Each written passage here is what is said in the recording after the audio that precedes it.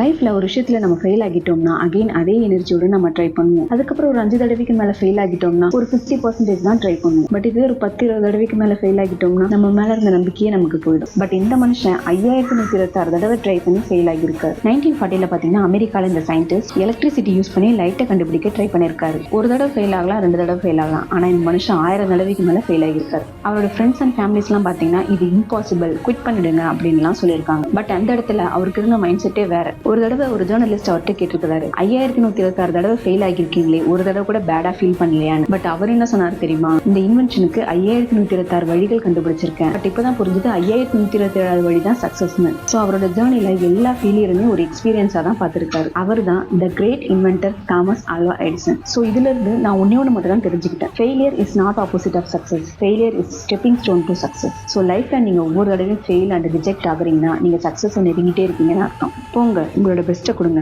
All the best.